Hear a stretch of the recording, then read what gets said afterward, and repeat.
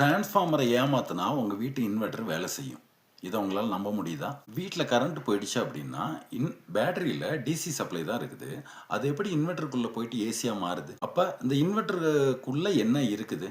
சரி, டிசி சப்ளையை இது என்ன பண்ணுது அப்படின்னா ஆஸ்கிலேட்டர் அப்படின்னு சொல்லி ஒரு பொருள் இருக்குது.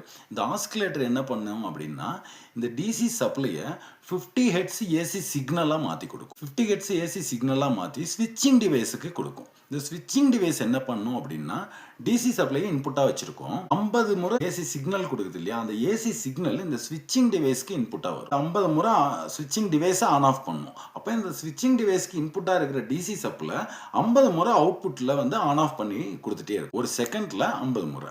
அப்போ டிசி சப்ளை வந்து 50 முறை ஆன் ஆஃப் பண்ணி கொடுக்கும்போது அந்த சப்ளை வந்து டிரான்ஸ்ஃபார்மருக்கு போகுது. ஸ்டெப் அப் டிரான்ஸ்ஃபார்மருக்கு போகுது. டிரான்ஸ்ஃபார்மருக்கு டைரெக்டாக டிசி சப்ளை நீங்கள் கொடுத்தீங்க அப்படின்னா டிரான்ஸ்ஃபார்மர் வேலை செய்யாதுங்கிறது நமக்கு தெரியும். ஆனால் இந்த ஆஸ்கிலேட்டர் என்ன பண்ணுது, 50 முறை ஏசி சிக்னலை உருவாக்கி இந்த ஸ்விட்சிங் டிவைஸை 50 முறை ஆன் ஆஃப் பண்ணுது. இந்த ஸ்விட்சிங் டிவைஸ்க்கு இன்புட்டாக இருக்கிற டிசி சப்ளை அவுட்புட்டில் வந்து 50 முறை ஆன் ஆஃப் ஆகுது. ஒரு செகண்டுக்கு 50 முறை ஆன் ஆஃப் ஆகுது. அந்த 50 முறை ஆன் ஆஃப் ஆகுற அந்த டிசி சப்ளை தான் டிரான்ஸ்ஃபார்மருக்கு இன்புட்டாக போகுது. இந்த டிரான்ஸ்ஃபார்மருக்கு இன்புட்டாக போகிற இந்த சப்ளையை 50 முறை ஆன் ஆஃப் ஆகிறதுனால இது வந்து ஏசி சப்ளை அப்படின்னு நினச்சிக்கிட்டு இந்த டிரான்ஸ்ஃபார்மர் என்ன பண்ணுது அப்படின்னா அது எப்பயும் போல் ஃபங்க்ஷன் ஆக ஆரம்பிக்குது.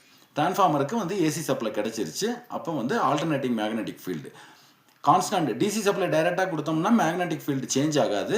ஆனால் இந்த ஆஸ்கிலேட்டர் ஸ்விட்சிங் டிவைஸ் மூலமாக 50 முறை ஆன் ஆஃப் பண்ணி டிசி சப்ளை ஆன் ஆஃப்னு பண்ணி கொடுக்கறதுனால டிரான்ஸ்ஃபார்மருக்கு வந்து ஏசி சப்ளை மாதிரி அதுக்கு போயிடுது.